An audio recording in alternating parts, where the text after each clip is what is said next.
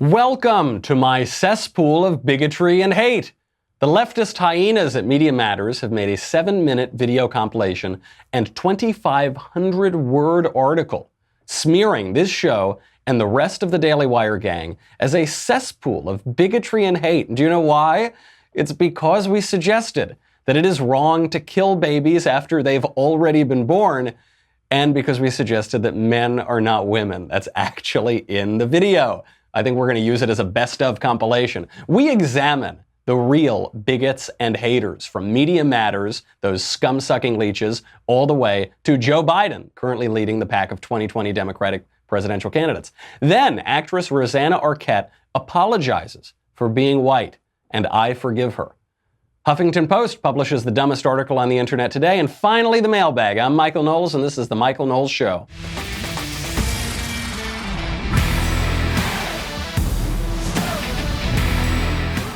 Yes, come on in to my cesspool. We are going to mire ourselves in a truly national cesspool of bigotry and hate, though it's not on the right, it's on the left. We'll get to that in a second, but first, I have got to help you out. Help me help you. Starting at just $10 per month, you can never have to worry about hair loss again. Hair loss affects so many guys, and it can start very young. It can start when you're between 25, 35 years old. It's easy to stop, but you've got to get started right now. Getting started is super easy. Signing up takes less than 5 minutes over at Keeps. Just answer a few simple questions, snap some photos to complete your online doctor consultation. A licensed physician will review your information online and recommend the right treatment for you. Then it is shipped right to your door every 3 months. It's easy. You don't need to think about it again. Keeps offers generic versions of the only 2 FDA-approved hair loss products out there. Keeps treatments are up to 90% effective at reducing and stopping further hair loss. You can stop it. It's not hard to do, but you got to start now. Some men experience hair regrowth, and at best, men will get back up to 20% of the hair they've already lost. How much does it cost? Virtually nothing. It's just $10 to $35 a month. Think of all the stupid stuff you waste $10 on. Right now, by the way, you can get your first month free. I'll tell you guys, I'm not exactly a hulking Adonis of a man, okay? I'm not the captain of the football team over here, but I've always done fairly well with the ladies. And why is it? Because I got a nice spate of Italian hair on my head. Make sure you don't lose that. It's so easy. If you suffer from hair loss, the last thing you need is to wait to go see a doctor. With Keeps, there is finally a way to get the help you need when you need it. For a limited time, receive your first month of treatment for free. Go to keeps.com/Knowles. KEEPS.com/Knowles, KNOWLES, for your first month of treatment for free. All right, I will get to Media Matters in a second. I want to save Media Matters as sort of my entree today. I want to whet my appetite. I really want to get excited. I want to salivate a little bit before I dig into those scum-sucking leeches at the political outfit Media Matters and Parker Malloy, who is the head of it, and some of the other people there. Media Matters, by the way, I'll just remind you, Media Matters was a favorite organization of the Ohio shooter. Just to remind you, well, they're blaming the right for all sorts of awful violence and bigotry. Just wanted to remind you that the Ohio shooter regularly retweeted Media Matters.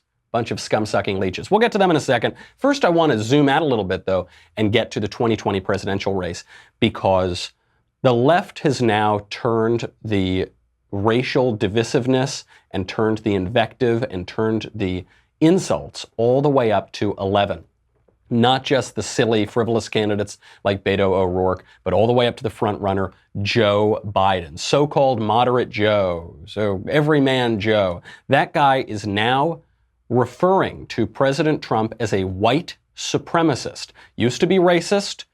Now, they've called conservatives racists forever with absolutely no basis for it. Then it was white nationalist. That's the reason they use the term white nationalist is because conservatives have embraced nationalism. I mean, Irving Kristol in the 1960s described conservatism as religion, nationalism, and economic growth. So what they want to do is tie nationalism, a perfectly legitimate concept, with white nationalism, which is an incoherent concept because there has never been a nation of the whites. There is no ethnic group called the whites with a capital W.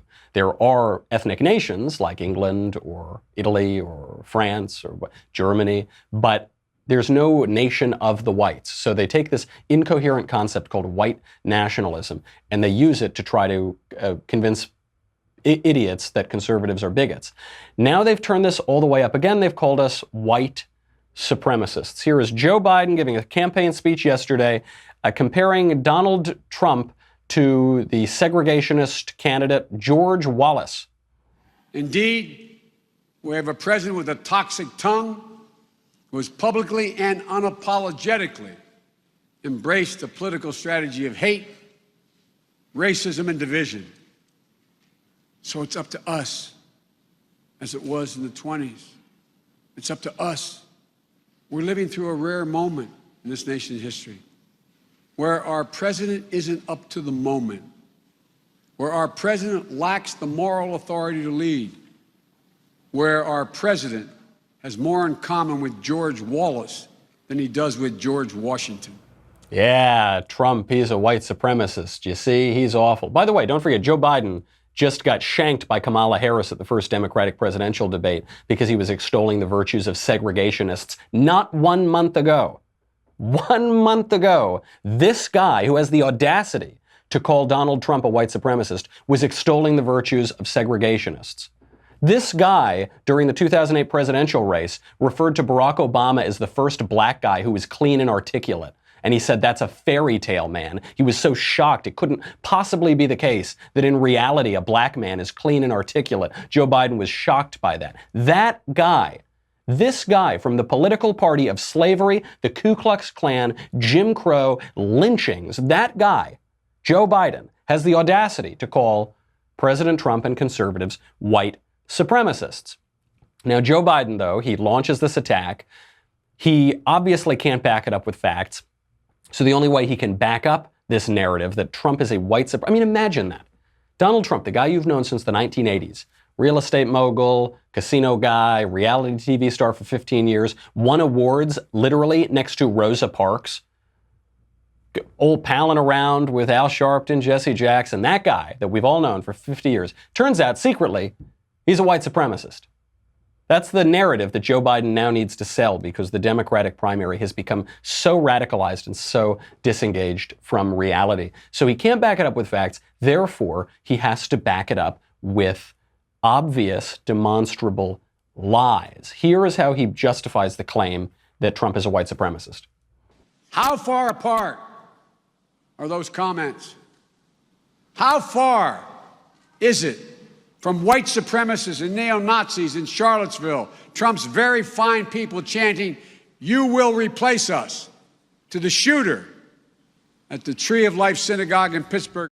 There it is, Trump's very fine people. So this is the lie. This is the foundational legend of the Trump is a white supremacist thing, which is that Donald Trump called neo-Nazis and white supremacists very fine people in Charlottesville. They're all saying this. Joe Biden launched his presidential campaign on this lie. So here is, very quickly, 50 seconds or a minute, the full, unedited, unvarnished, no movie magic going on clip of what President Trump said when he used the phrase very fine people in Charlottesville. You can hear very clearly he explicitly condemns the people that Joe Biden says Trump called very fine people. You had some very bad people in that group, but you also had people that were very fine people on both sides. You had people in that group, excuse me, I saw the same pictures as you did. You had people in that group that were there to protest the taking down of, to them, a very, very important statue and the renaming of a park from Robert E. Lee to another name. Robert E. Lee are not the same. Well, no, George Washington was a slave owner. Was George Washington a slave owner? So will George Washington now lose his status? Are we going to take down, excuse me, are we going to take down statues to George Washington? How about Thomas Jefferson? What do you think of Thomas Jefferson? You like him? Okay, good. Are we going to take down the statue? Because he was a major slave owner. Now we're going to take down his statue. So you know what? It's fine. You're changing history. You're changing culture. And you had people, and I'm not talking about the neo-Nazis and the white nationalists, because they should be condemned totally. There you have it. That clip was 1 minute and 3 seconds long. Within 1 minute and 3 seconds, he uses the phrase, very fine people. I mean, and he says that phrase a little bit into it. So you have certainly within a minute, you have Trump using the phrase, very fine people, and then explicitly stating that he's not calling neo-Nazis and white supremacists and white nationalists very fine people, that they should be condemned totally. But this is all Joe Biden's got, because Joe Biden is a liar. He's a pathological liar. He hasn't just told the kind of lies that politicians tell. He's told some very sick lies, even lying about the death of his own wife. We'll get to that in 1 second. We'll get to what a shell of a man Joe Biden is. But first, I've got to thank our friends over at Movement, MVMT. You know how much I love Movement.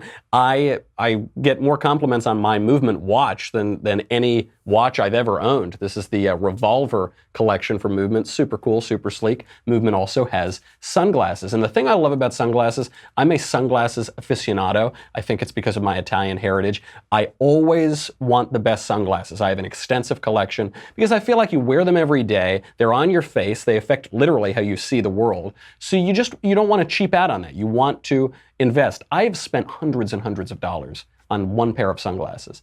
Fortunately now, because of Movement, the same innovation they brought to watches, they brought to sunglasses.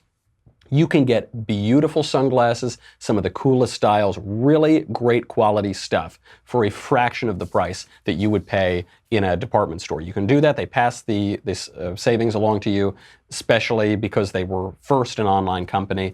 You get free shipping and returns, so if you don't like them, that's fine. You know, it's not a huge deal. Pick a style or design that you personally like. You can get one. What do you get it for? Like unbelievable prices. Get a second one, get a third one. It doesn't matter. I really like this design of the watch. I really like the design of the pair of glasses I have. I'll buy multiple because at Movement's prices, you can just start a collection. They're great. They start at $60. No pair costs more than $95. They've sold over 2.5 million products in more than 160 countries. You gotta go check it out.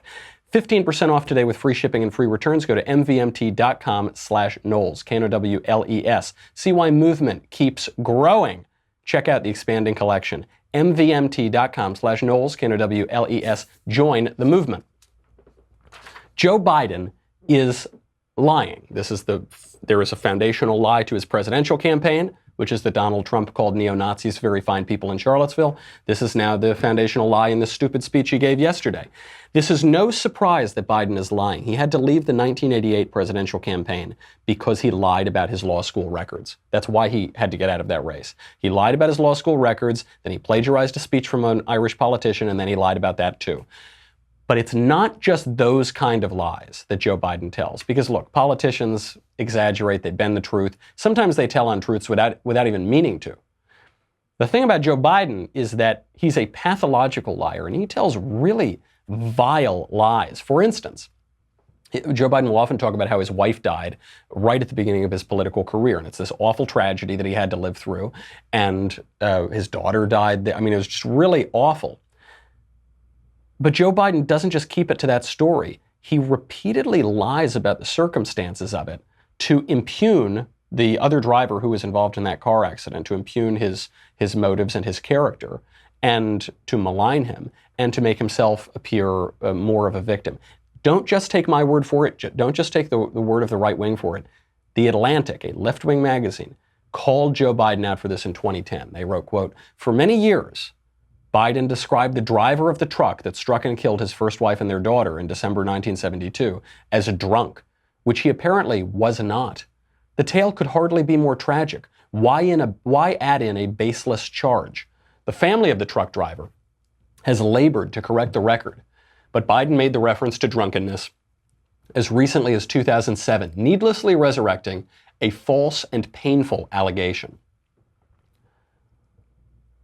Why would Biden do this? I mean, it's so, to exploit your wife's death is one aspect of it. But then to rewrite what happened and take a guy who was not a drunk driver by all accounts, who obviously feels awful for this accident that happened, and then as you, the vice president of the United States, to publicly and wrongly smear him as a drunk driver? Outrageous stuff. But Biden is a pathological liar. That's all he's got. He is a totally hollow shell of a man whose skin is artificial, whose hair is artificial, and whose teeth are artificial. And obviously whose thoughts and rhetoric are artificial as well. So, but Biden keeps up this charge. He goes full-throated for it, and he calls Trump a white supremacist. I don't think it's that far at all. It's both clear language and in code. This president has fanned the flames of white supremacy in this nation. He's fanned the flames of white supremacy. Okay, this is the new line. It's not just Biden who's using this. Elizabeth Warren, Pocahontas, told the New York Times without hesitation, quote, Trump gave comfort to white supremacists. He's done the wink and a nod. He has talked about white supremacists as fine people. We just heard that isn't true. So Elizabeth Warren using this lie too. He's done everything he can to stir up racial conflict and hatred in this country. Is that right? Well, we'll examine if that's right in a second. Beto O'Rourke, a future former presidential candidate, called President Trump a white supremacist in no uncertain terms. Here he is on MSNBC. And right now, the president is on the tarmac greeting members of the Texas delegation. He's on El Paso soil. What goes through your head hearing that?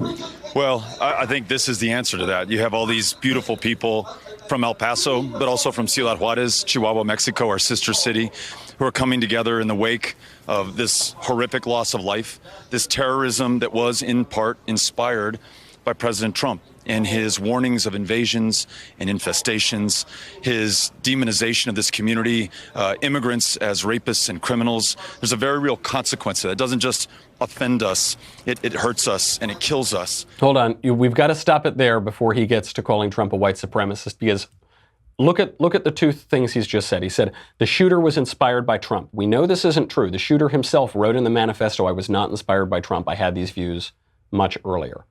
So that part, it just seems, obviously the shooter can lie, but I don't know why he would tell that lie. Second part, which is the most absurd in the whole discussion, is Beto O'Rourke talks about the targeting of Hispanics as us. He's hurting us. He's killing us. Who is us? Beto O'Rourke has pretended to be Hispanic for his entire political career. Not for his whole life, but for his political career. Beto O'Rourke, his real name is Robert Francis O'Rourke. He's completely Irish, and he's pretended to be Hispanic. He talks in broken, garbled Spanglish on the Democratic debate stage because he knows the rest of the party is all a bunch of liberal white people, so they're not going to understand that he's just totally mangling the Spanish language. But this guy actually has the gall, after being called out on this so many times in his career, to say it's us, it's killing us. Who? It's killing billionaire Irish guys? That's who Donald Trump's hate is killing, is billionaire Irish dudes and skateboarders. No, he's implying that it's killing Hispanics, and he's pretending to be Hispanic, which he's always been doing. But then he goes on, he actually gets to the meat of it. He says, Trump is a white supremacist. You've been very clear that you believe the president is a racist. Is the president a white supremacist? He is. He's also made that very clear. He's made it very clear, has he? Obviously. Beto O'Rourke said it. Beto would never lie about, the most important aspects of his own identity. He would never tell a lie like that. So obviously, President Trump has made it very clear that he is a white supremacist. Forget what he said a couple days ago when he said that hatred warps the soul and it's terrible and awful and we need to be united and condemn bigotry. We know many, many other times President Trump has embraced racism and bigotry and white supremacy. Hasn't he? Roll the clip. Racism is evil. And those who cause violence in its name are criminals and thugs, including the KKK, neo-Nazis, white supremacists, and other hate groups that are repugnant to everything we hold dear as Americans. And I'm not talking about the neo-Nazis and the white nationalists, because they should be condemned totally. We are a nation founded on the truth that all of us are created equal. We are equal in the eyes of our Creator. We are equal under the law, and we are equal under our Constitution. Those who spread violence in the name of bigotry strike at the very core of America. How many times do I have to reject? I've rejected David Duke. I've rejected the KKK, the Ku Klux Klan. From the time I'm 5 years old, I rejected them. I put it on Twitter last week. Now, I have been asked this question so many times. Yeah, okay. All right, Donald. It's just what a white supremacist would say, okay? Condemning repeatedly racism and bigotry and white supremacy for years and years and years. Bet that's really convenient, isn't it? Bet a white supremacist would love to say those things, huh? Not buying it, buddy. Bernie Sanders jumping on this too, calling Trump a white supremacist. This is the new line of attack. And Biden is embracing it because he has no principles and he's shameless and he doesn't care if he tears the country apart, and he's happy to stir up a cesspool of hatred and bigotry, and he needs to keep it up. So this is the line. He needs to keep it up if he wants to keep up with the pack of other wacko radicals in the 2020 Democratic primary. So Biden realizes he's got to address the fact that Trump repeatedly condemns white supremacy and bigotry and hatred. So here is how Biden chooses to do it. He says it's all just words and Trump doesn't really mean any of it. His low energy, vacant-eyed mouthing of the words written for him, condemning white supremacists this week, I don't believe fooled anyone, at home or abroad.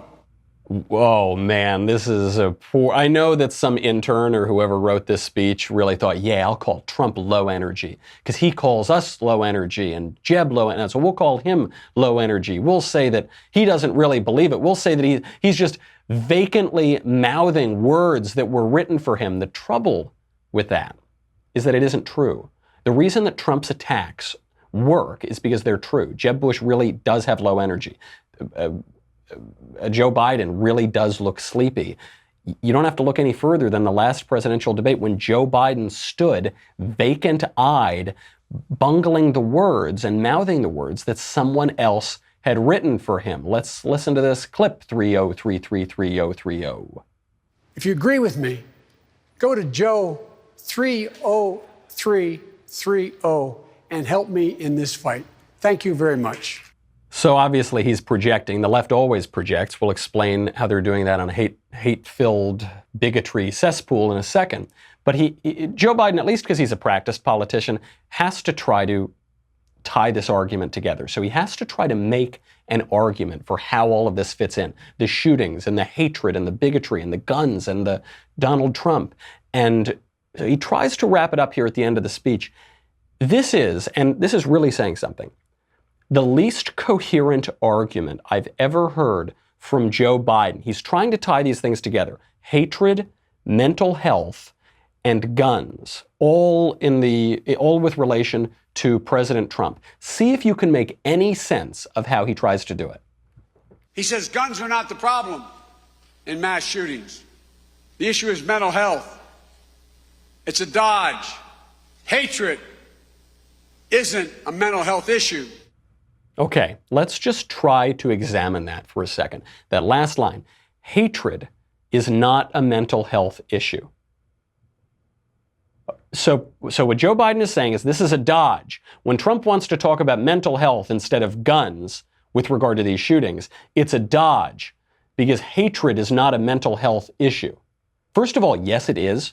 Hatred is a mental issue. It is entirely a mental issue. It is a faculty in your mind. Your mind is perceiving certain things and coming to certain conclusions. Your faculties of reason are the ones that are ending up in a hate-filled view of the world, or your faculties of unreason in the case of mental health problems. So hatred is a mental health issue. But what about the dodge on guns? Is hatred a gun issue? Is hatred a firearms issue? He says it's a dodge. Hatred isn't a mental health issue. It's a manufacturing issue. It's an ammunition issue. It's a firearms issue. No, it's not. Hatred is a mental issue, right? Hatred is metaphysical. It's the product of our ideas and sometimes our own incoherence and our perception of the world. Hatred, whatever hatred is not a physical issue. And guns are physical. They're just a hunk of metal and a hunk of plastic. Hatred does not pertain to guns because guns are physical objects. You need a mental decision, a mental perception, a mental cause of action to make you pick up the gun and pull the trigger. So what Joe is doing is he's just using words like they all do. They just kind of use words randomly to give the sound of an argument, even though it isn't an argument. This relates to a personal story. Our friends over at Media Matters, which a lot of people don't know what Media Matters is. A lot of media people do, but to the rest of the world, what we're told is that Media Matters is a media watchdog group. But they're not a media watchdog group. They are a leftist political organization that solely exists to get right-wing media figures fired from their jobs. So they've been trying to get Rush fired forever. They've been trying to get Tucker Carlson fired. They've been trying to get Sean Hannity fired. Now I guess they're trying to get me fired. They want to get all of them fired. And you'll notice the right doesn't have this because we're not afraid of MSNBC running their mouths on cable. We know that our arguments are better than theirs, so we're going to beat them in the court of public opinion. Because the left knows that their arguments are so bad, they have to just try to shut us up. So they try to censor us on social media, they try to censor us on campus, they try to censor us in the workplace, and now they try to censor our TV shows and our podcasts and our radio shows. That's what Media Matters is doing. So they put together a 7-minute long clip. They tweeted out, they said, we watched all of these hours of Daily Wire footage, and we've concluded this is a cesspool of bigotry and hate. Here's our report. And I'll just play you a brief clip. It's like a 30-second clip from a 7-minute long compilation. This is the kind of content that Media Matters is trying to convince people is hateful and bigoted. I think that it is worse to slaughter babies after they've been born than to wear blackface. Abortion helps rapists cover up their crimes. You are just not a decent person if you support giving lethal injection to infants. Abortion doctor, number 4, is a problematic term because it includes the word doctor. I would suggest the term medical assassin. There is obviously something wrong in the House of Islam. There is a lot more evidence that Ilhan Omar has sympathies for Al-Qaeda than there is that Donald Trump is a racial bigot. This is the best of. This is what the Media Matters scoured all of our content. How many thousands of hours of content is there from our shows? I mean, I've done about 400 shows myself, and I'm pretty much the newest show at the Daily Wire. How many shows have the other guys done? 700 or something like that? How many thousands of hours have they gone through? And the best they could find, the best example of bigotry was that I said that it is worse to slaughter babies after they have been born than to wear a racially insensitive costume. It's the best they've got. That's what they put forward. Obviously, I stand by all of it. I think this should be an advertiser promo video for us. I think we should put this video out there as a subscriber pitch. It shows us that the left projects. This is what they do. They call us racists because they are racists. They call us bigots because they are bigots. They call us hateful because they are hateful. We're not. Just look at any conservative. Generally speaking, we stay pretty calm. Generally speaking, we talk about unity. We talk about love of country. We talk about how the other side isn't evil. They're just very, very wrong, and we need to convince them to be right. What does the left do?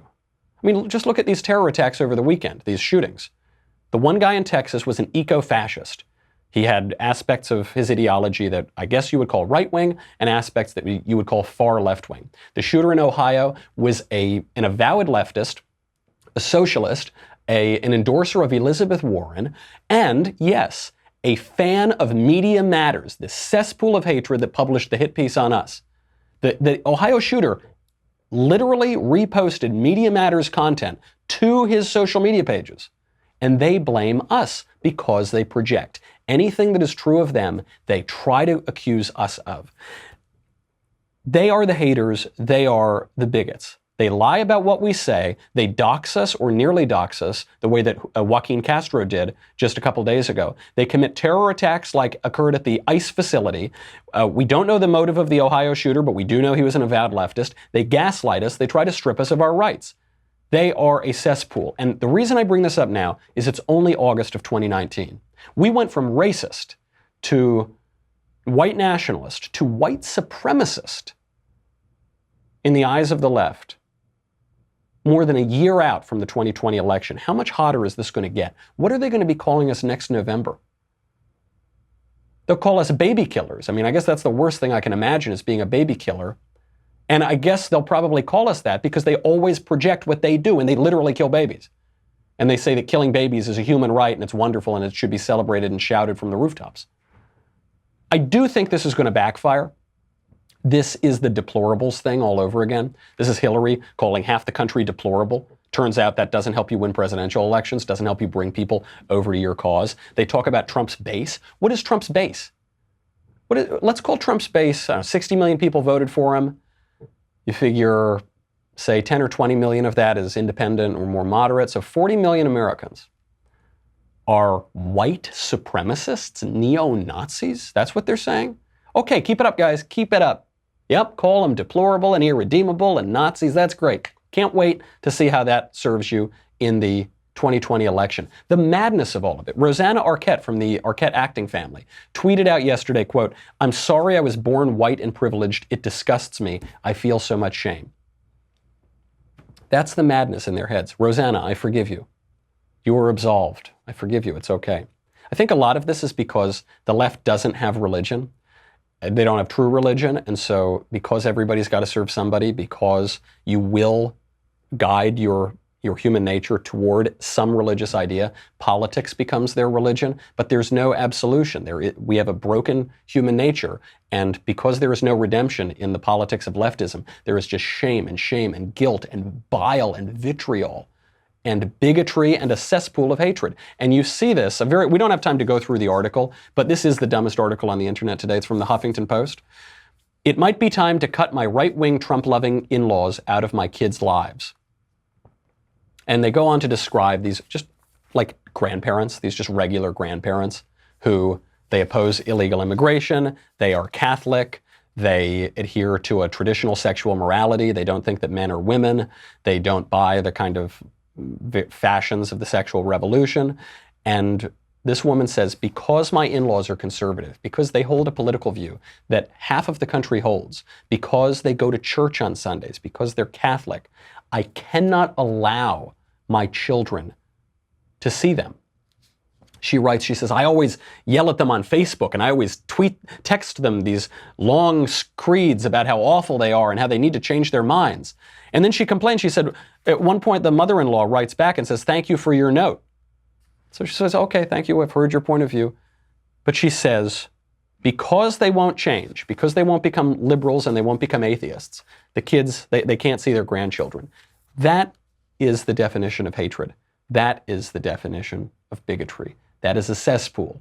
And it's not just, there's no moral equivalence. It's not that the left and the right both have this kind of cesspool of hatred and bigotry. They don't. It's not even close. It's just the left.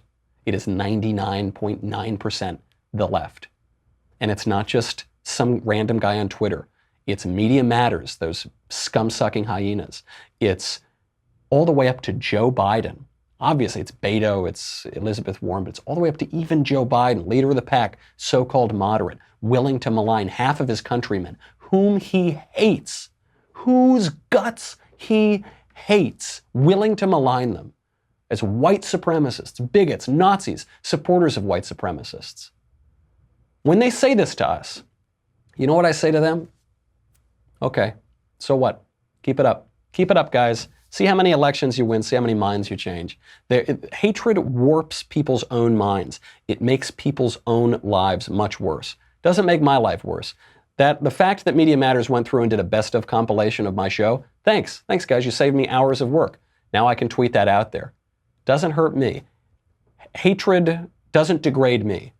Being smeared as a bigot doesn't degrade me. It degrades the people who are doing it, and it's degrading now the leaders of the Democratic Party. That's where our country is. It's sad that half of this country, the left, despises the other half, but what can I say? We'll be the adults. We'll be here when you want to stop having your temper tantrum and you want to grow up.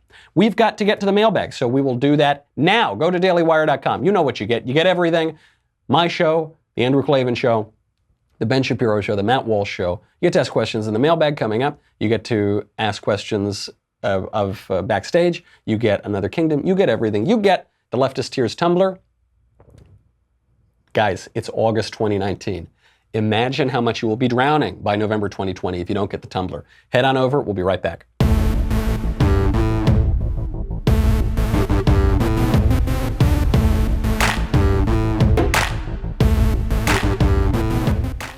From Chuck, Michael. Ideally, parents and churches would teach children morality and ethics, but in a world where this often does not occur, should this be taught in our public schools? The Bible should be taught in our public schools.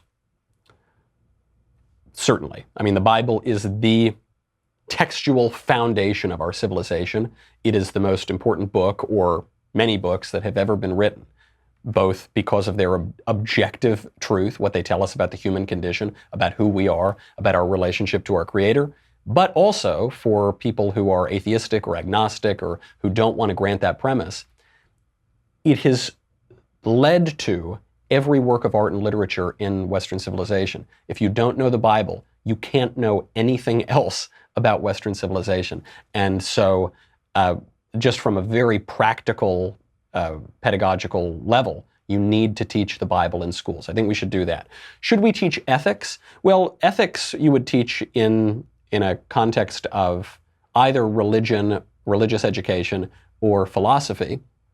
And I'm not sure that a lot of middle schools and high schools have philosophy classes, so maybe not. In terms of morality, I certainly don't want that, that kind of very specific religious instruction in public schools, because the moral views that are now held by the popular culture are totally perverse. I mean, just to give you one basic example, pride is held up as the greatest virtue. We have a whole month now to celebrate pride, and yet pride is the deadliest of the 7 deadly sins. So no, I don't want public schools teaching their own bizarre version of morality, but they do need to teach the Bible. And the thing is, when you present students with the greatest works of our civilization, the Bible, and of course the great poems and the great literature and real history, not third string history, but like actual historical texts, Thucydides, for example. When you teach them that, everything clicks into place. They can see their own civilization clearly. They can see the world much more clearly. When you deny them education in that regard, and you just teach them your own ideological view of all of those things, then it warps their vision, and they graduate ignorant, sometimes more ignorant than they were when they were started. I would say just present to them the great works and allow them to either come to their own conclusions or hopefully have some sort of moral, ethical, and religious formation at home and in the civic society, civil society. From Nicole, do you have any advice on how to stay positive during these times of disgust and hatred toward conservatives? I live in California, and I am so tired of being called racist and recently responsible for the shootings over the weekend. I have a lot of trouble making friends because they eventually find out my politics, and I don't know where to go or what to do. Thank you for all you do. Love the show. Yes, I do have advice on this, which is we always knew this was going to happen. We know that in this world, which is run by the Prince of Darkness, the truth is despised. People don't like the truth. They don't like the light. They prefer lies and they prefer darkness. People don't like freedom. People don't want to be freedom. The human heart does not yearn to be free. People, generally speaking, want to be slaves. They want to be told what to do. They want to be coddled. They don't want to rise up and into their full humanity. So obviously, if you peddle lies and you peddle saccharine nonsense and you peddle leftist politics, you're going to be much more popular in this world. But it's wrong. And so you're choosing to speak the truth as you see it. That's going to cost you friends. It's going to maybe cost you a job. It's going to cost you a lot. I mean, that's the price. Everything has a price. But I think there is some hope for you. I mean, on the one hand, in the very political near term, you can have hope of improving your country just by speaking political truths. And then in the eternal realm, when you're, Christ tells us this, you'll have pains and troubles in this world, but take heart, I have overcome the world. So I don't really care. I mean, particularly I think Catholics have this kind of sense that suffering is sanctifying. So suffering isn't evil in and of itself. Suffering is just a fact of life. I mean, that's just that's the way the world is. What is moral is your reaction to suffering. So you can either react to suffering by saying, oh, woe is me, pity, pity me, everything's terrible, gosh, life is so bad. Or you can react to suffering and say, well, I am binding up in my flesh this suffering. I'm kissing it up to God. I'm I'm becoming more saintly. I'm becoming more humble. I'm becoming more grateful for what I do have. We live in a great time, and just because there are a lot of slanderous idiots out there defaming you, doesn't mean that we don't live in a great time, and doesn't mean that you don't have a lot of opportunities to do good. And you can always find, I've only lived in left-wing places, and I've somehow managed to find a few conservatives to be friends with, and even some open-minded liberals, obviously. So I think that's fine. I would say take heart. It was ever thus. It was ever thus that someone who is a contrarian to the inherited truths of this world, of this particular terrestrial world, was always going to have a tough time. But take heart, because the world has been overcome. From Amanda. Hi, Michael. I'm a new subscriber, and I've heard you mention a few times on your show that you used to be an atheist. When and why did you turn to religion? Yes, gladly. I'm happy. I actually just did a show on this yesterday with the radio host Patrick Coffin and podcast host Patrick Coffin. I was a cradle Catholic. I was baptized when I was a kid. By the time I was confirmed in the church, I was about 13. I would have considered myself an atheist. And this was for a few reasons. Most importantly, my pride and intellectual hubris. I was a precocious 13-year-old, and I thought I was smarter and cleverer than I was. Partly because there was a sex abuse scandal in the Catholic Church, which disillusioned a lot of people. Partly because the religion that was presented to me was childish. We were not presented with the fullness of the faith in both the beauty of the liturgy and in the intellectual tradition and in the spiritual fullness of the faith. And because there was a publishing fad that was going on at that time called the New Atheists. Sam Harris, Daniel Dennett, Christopher Hitchens, and Richard Dawkins.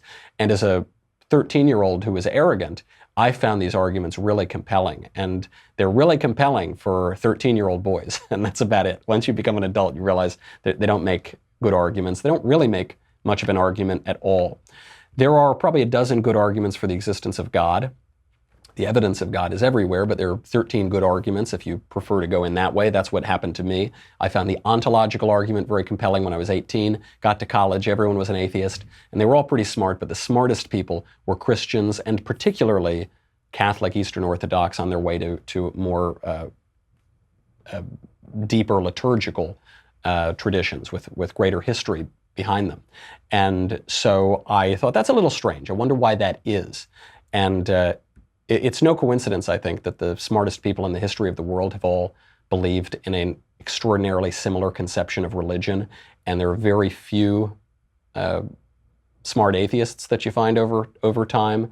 And upon examination, you realize there's not really any good argument for atheism, and the atheist arguments are convincing in a sort of shallow way, but they don't explain virtually anything that actually matters about our experience of the world. They're clear arguments, the atheist arguments, but they're shallow. Dr. Johnson talked about this. He famously said, shallows are clear, and profound things, deep things, are deep. They're murky. They're not so clear. If I can fit my description of the universe onto a little note card in a 3-bullet manifesto, probably I'm not going to be able to describe all of reality. Let me ask you something. Can you describe multivariable calculus to me right now? Can you give me a 60-second summation of all of the knowledge of mathematics, or all the knowledge we have of biology, or all the knowledge we have of physics? No. Now, if you can't give me all the knowledge in 60 seconds of the physical sciences, if you can't explain to me even the physical world, don't you think it's a little silly to purport to explain to me all of the metaphysical world in that same amount of time? You know, I would never go to Richard Dawkins and say, hey, Richard, I've never studied evolutionary biology at all. I've never even taken a class on it. But let me tell you everything about it. He would laugh at me, rightly so. And yet that's exactly what Richard Dawkins does. He has no experience in theology whatsoever, or philosophy for that matter. He's not maybe he took a class once in undergrad or something, but he just doesn't really have any serious thought in those areas, and yet he would pretend that his one particular expertise in one particular area of the physical sciences qualifies him to describe the totality of metaphysical truth. It's laughable, and it's the sort of thing that precocious 13-year-old boys get taken in by, but when you think about it a little more deeply, you're not. Ultimately, this culminated in some intellectual humility, and after that, only at that point, did the religious experience occur. Coincidences, finding a book here and there, finding these strange coincidences in the world, and I ended up at a church in New York called the Church of St. Michael by Father George Rutler, who is a tremendous priest, and that was the moment when it solidified. I could go on forever, but that's the short version. Okay, final last question. Here we go. From Ivan. Hi, Michael. I have a job interview tomorrow. In your experience, what are some ways I could best prepare beforehand, besides the usual advice of making sure I have answers to commonly asked questions? Just for some context, this is a mid-level position in HR and recruiting. Thanks a million. Keep up the great and excellent work. Thank you. I do have some advice. One is, know the answers to all the questions that you usually get. Specifically, know the answer to the question, what have you failed at? Everyone bungles this question. And so they'll say, sometimes I fail to stop working so hard. Yeah, sometimes I fail to strike a work-life balance because of what a hard worker I am. Sometimes I've failed at not doing things perfectly, and it's just so pathetic and stupid, or you just stand there and stammer. Actually tell them what you've failed at. I'm sure you've failed at a million things. I certainly have. Tell them, be honest. I've found people really respect that. Other aspects of the job interview, things that have always helped me, is probably out of madness. I don't think it's quite, the line between confidence and madness is a little blurry. The job interviews that I've gone into that I've really totally aced are the ones where I didn't really care if I got the job. Now, you might really want this job, you might really care, but you just got to go in there and know, if I don't get it, it's not the end of the world. I am qualified, I am prepared, I will do a good job. It would be great if it works out, but the sum total of my value in this world is not placed in my getting this job. And if you do that, you will just seem confident. It will help you in salary negotiations and other aspects of the onboarding process. So do that. Know that you're good, you're ready, you've prepared for this, you've got a good life ahead of you, and if you don't get this job, you'll get the next one. Because ultimately, there is a more of a guiding hand in your life than just your own personal will. Okay, that's our show. We got to get out of here. Have a good weekend. I will be here the whole time in my cesspool of bigotry and hate, so please come back and join me in my cesspool on Monday. I'm Michael Knowles. This is The Michael Knowles Show.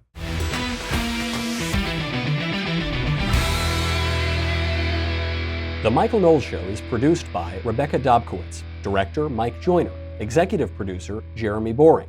Our senior producer is Jonathan Hay, supervising producer Mathis Glover, technical producer Austin Stevens, editor Danny D'Amico. Our audio mixer is Mike Coromina. Hair and makeup by Jesua Olvera. Production assistant Nick Sheehan. The Michael Knowles Show is a Daily Wire production. Copyright Daily Wire 2019. If you prefer facts over feelings, if you aren't offended by the brutal truth, if you can still laugh at the nuttiness filling our national news cycle, well, tune on in to The Ben Shapiro Show, where you'll get a whole lot of that and much more. We'll see you there.